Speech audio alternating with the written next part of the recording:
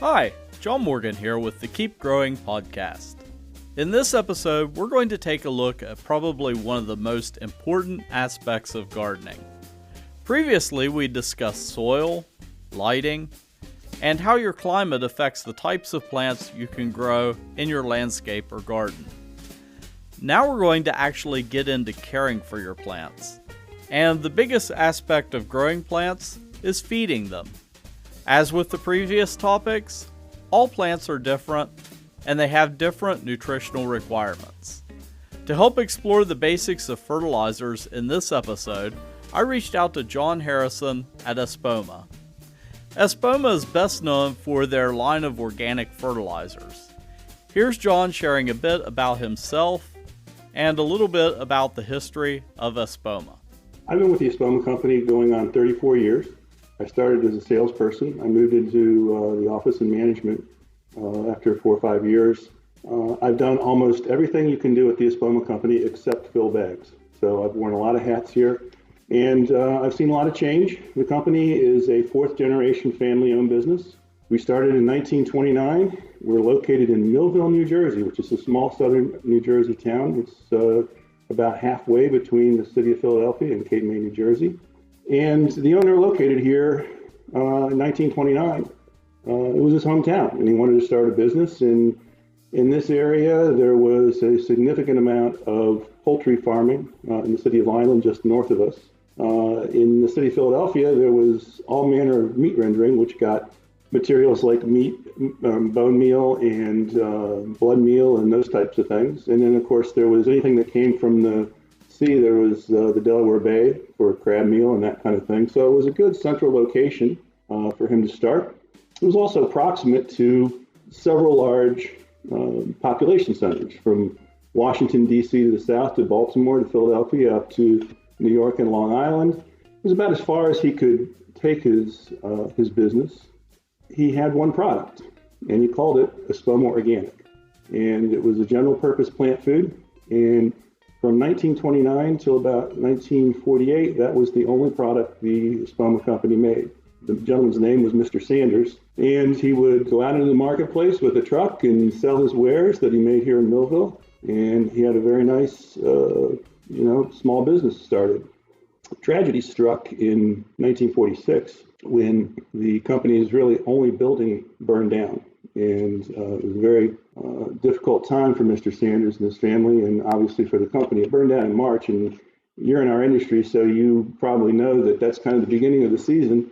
And he wasn't really sure what he was going to do. His business was okay, but it wasn't thriving, growing. It was just sort of hanging on. And the story is that he and his wife took a few days off and went away and just wanted to think about what their future was. And after 3 or 4 days away from here in Millville, he came back to find that people in the town and employees and such had already started to work through the rubble and start rebuilding the business. And he couldn't look away from that. Those people had a lot invested in the business too, and he felt that the right decision was to continue. And that's something we absolutely are thankful for every anniversary of that event. And in 1948, he worked with growers and the original members of what is the Holly Society of America, which had its home here in the city of Millville. He was friendly with those folks, and he realized that the nurserymen were real good at understanding how to take a small plant and turn it into a big plant for sale.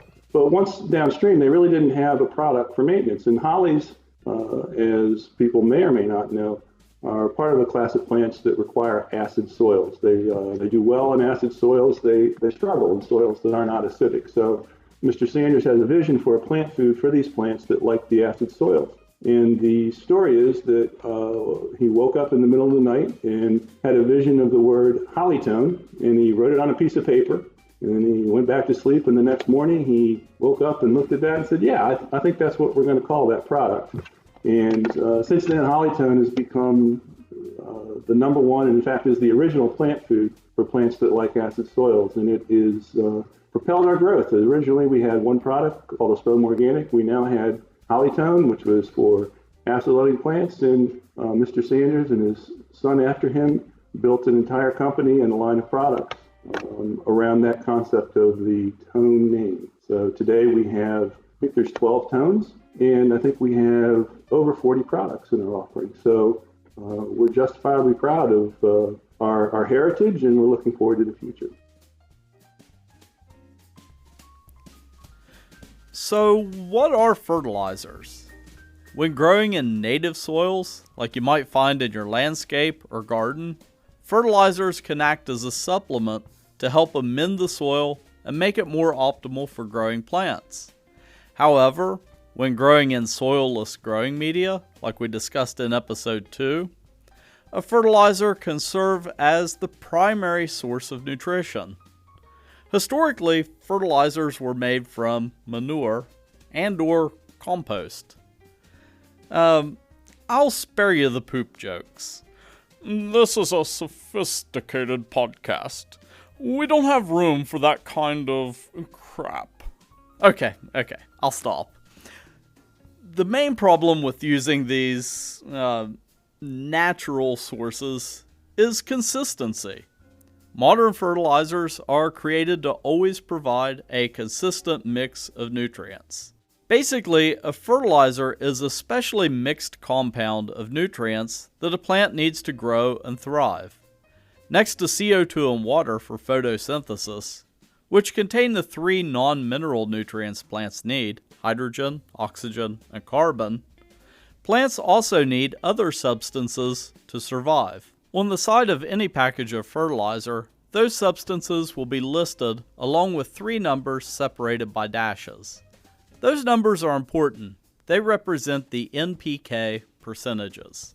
That's referred to in our industry as the grade or the analysis of the fertilizer. And the 3 numbers, NPK, refer just to what that says, the chemical symbol is.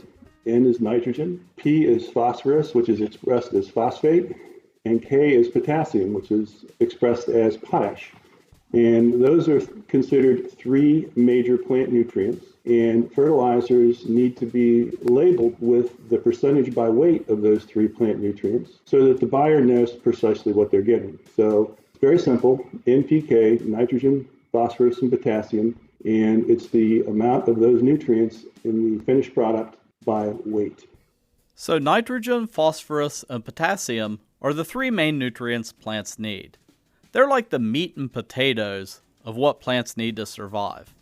However, unless they're like Ron Swanson, plants need more than just the macronutrients to survive. They also need a number of other nutrients in smaller amounts. These are sometimes called micronutrients or trace nutrients. It's been found that plants need about 19 different nutrients, and 3 of those nutrients can come from the air and water that the plant's taking from its natural environment. The balance have to come from the soil. And so there are the major nutrients that we just talked about, nitrogen, phosphorus, and potassium, NPK. There are secondary or minor nutrients, which plants need in much smaller quantities than the major nutrients, obviously. And so they're calcium, magnesium, and sulfur. And then there's what are called trace nutrients. Those are nutrients that plants need in very small amounts. They can be iron, boron, chlorine, nickel, sodium. So when you think about it, a fertilizer may have an analysis of nitrogen of say 5.3 of the NPK is 5.33. It may only have 1% calcium in 1% of all 3 of the secondary nutrients. So they're in much smaller quantities. And when you get down to labeling for the trace nutrients, they're in generally fractions of a percent available. They're needed in very small quantities, but each one has its purpose.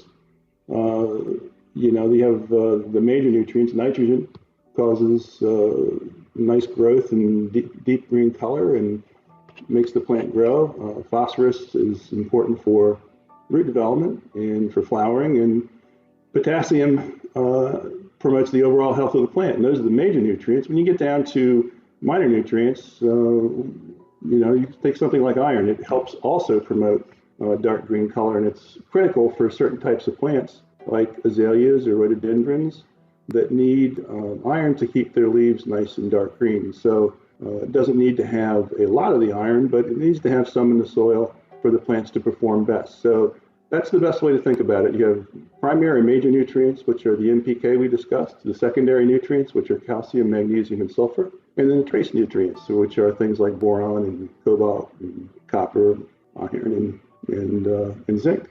Talking about trace nutrients takes me back to an experiment I helped conduct when I took ecology in college. We were studying the effects of aluminum toxicity on Limna minor. It's a small, almost microscopic aquatic plant commonly called duckweed. However, that's kind of a side story. In describing the laboratory protocols for the experiment, our professor shared a story about how contamination from unexpected sources can sometimes lead to unexpected results. So the story goes that in the 1970s, scientists were conducting a study of the effects of various micronutrients on plants. They did this by growing the specimens in water solutions that contained a very specific mix of nutrients. Basically, they would eliminate one nutrient and then try to see what the effect was. When it came to studying boron, they got unexpected results. Eventually, they discovered that the laboratory glassware was the culprit. You see, in general-purpose glassware like beakers and test tubes found in labs, it's usually made from borosilicate glass. Boron was being leached from the glassware and being taken up by the plants. Sometimes plants can derive nutrients from man-made sources. In fact, many fertilizers are produced synthetically through chemical reactions. Most water-soluble and granular fertilizers are produced in this way. Both synthetics and organic fertilizers have characteristics that make them useful for specific applications. For example, I like to use synthetic water-soluble fertilizers when growing in containers during the short summer growing season. However, in my garden, I tend to mostly use organic methods because my long-term goal is to create a healthy soil. When it comes to soil improvement, organic fertilizers are the way to go. And with the ever-growing popularity of organic products, there's no shortage of options. There's a great interest in organic products, whether it's organic produce at the vegetable stand or grocery or organic products to use in the garden. And it can be confusing because there's all manner of different types of labeling and people really don't understand or can be confused by what they see when they go to find it. When you think about a synthetic or conventional plant food, think that the material is manufactured chemically, and that means it was made by man. It wasn't found in nature. And generally speaking, these are very simple materials that break down primarily just with the presence of moisture, release their nutrients very quickly, and are generally very easily depleted. They're sort of here today and gone tomorrow. And these can be, the blue powder fertilizers that you mix with water. They can also be granular products, but they all have the same characteristic in the fact that they go into they're broken down very quickly by the presence of moisture. Their nutrients are washed into the root zone quickly, and then they're also potentially washed out of the root zone.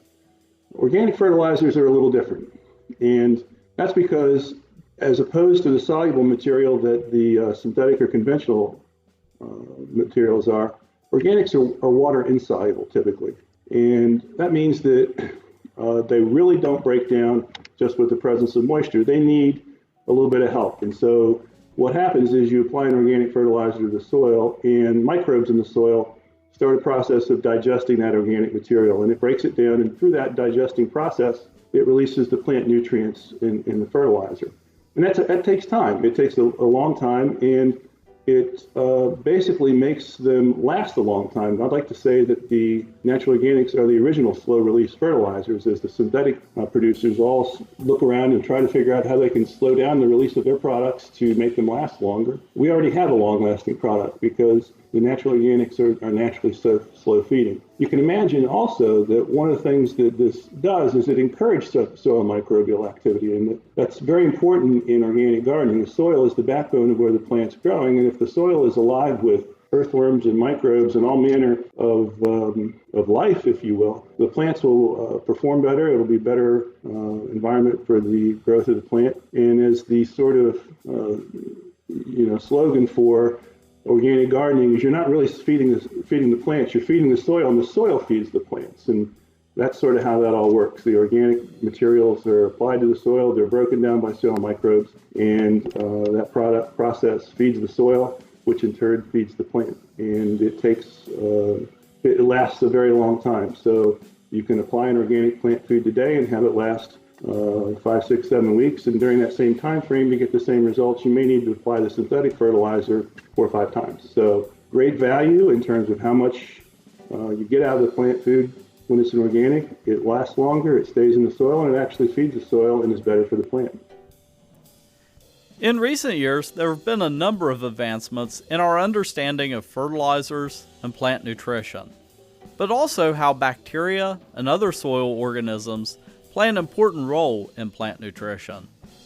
For example, we've known for years about the symbiotic role of nitrogen-fixing bacteria in many plants.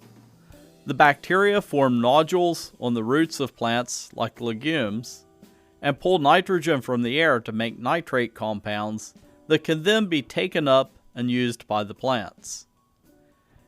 Now, we've also discovered how other types of bacteria, microbes, and other organisms break down a whole host of other compounds into nutrients that plants can use. When it comes to choosing fertilizer for your garden, picking fertilizers that will support not only the health of the plants, but also these organisms is important. Here's what to look for. To look for things that say like manure or blood meal or feather meal or something like that. You should also look for the organic phrase and such on the package claiming that the product's organic. We're regulated. We can't say we're organic if we're not truly organic. And then look for a NPK ratio that is appropriate for what you're trying to do. And generally speaking, if you're trying to take a plant that and coax it into flowering, you generally want a lower nitrogen, which is the first number, and a higher phosphorus and potassium because that helps encourage blooms. If you're trying to push a lot of growth, you kind of want to go the opposite, and that would be a fertilizer that's higher in the nitrogen, which is again the first number, and lower in the last two. And then one of the last things you should think about is also look for additional ingredients than just the plant foods. New technology has come out, and we're now putting on our products a microbial enhancement that we call biotone. And it's basically, we're applying particular bacteria to these organic fertilizers that have been shown to enhance all aspects of plant growth. So definitely look for the microbial inoculum that helps add life to the soil along with the organic fertilizer. Finally, before selecting a fertilizer for your garden, I would recommend conducting a soil test. Over time, some minerals from fertilizers can build up in soils in the form of salts. For example, when I had my garden soil tested last fall, I discovered that I had an overabundance of phosphorus and potassium, but I lacked nitrogen. This is a common problem in older garden plots that you need to watch out for. Excess phosphorus in particular can have a harmful effect. It can inhibit the growth of beneficial fungi in the soil. Excess phosphorus and potassium can also contribute to algal blooms in waterways. Not a good thing considering that I live right next to the Ohio River. You never want to apply more fertilizer than directed on the package, or more than a soil test recommends. It can do more harm than good, not only as far as your plants are concerned, but it can also negatively impact the surrounding environment too. Never make a guess, get a soil test. Wow, I should get that printed up on t-shirts or something. Anyhow, I want to thank John Harrison from Espoma for sharing his insights for this episode. If you're interested in Espoma products, you can stop by one of our stores, or if you don't live near a Bob's Market location, you can visit their website to discover the nearest garden center that carries their products. Here's John with more information on how to get in touch with Espoma. We have a great website at espoma.com, espoma.com. You can interact with us on Facebook, facebook.com/Espoma Organic. And you can, in any one of those places, make a comment, ask a question, interact with us. And we're pretty good at getting back with folks. And we're anxious to help people be successful in the garden. That's what we're all about. We're not just putting products in the marketplace. We're trying to help people sort of cut through the fog and get great results in their garden. It's all about what our customers get, and we're anxious to help them be successful. So again, espoma.com or facebook.com/Espoma Organic. This episode's gardening wisdom comes from Kevin J. Anderson, a science fiction author known for writing over 50 bestsellers, including spin-off novels for Star Wars, The X-Files, and Dune. It's a surprise to be sure, but a welcome one. He writes, "When tending a vast and beautiful garden, you have to plant many seeds, never knowing ahead of time which ones will germinate, which will produce the most glorious flowers, which will bear the sweetest fruit. A good gardener plants them all, tends and nurtures them, and wishes them well. Optimism is the best fertilizer." Until next time, remain optimistic and just keep growing. For some more great information about the role various nutrients play in growing plants, and more about this episode, check out our show notes at bobsmarket.com/keepgrowing. If you're listening on iTunes, Google Play, or other platforms, be sure to give us a review. You can also learn more about Bob's through Facebook, Twitter, Instagram, and more. If you want to contact me directly with questions, comments, or smart remarks, shoot me an email at keepgrowing@bobsmarket.com.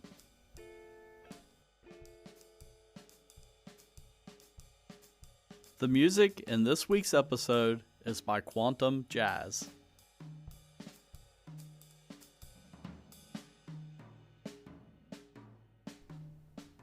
Copyright 2018, Bob's Market and Greenhouses, Incorporated.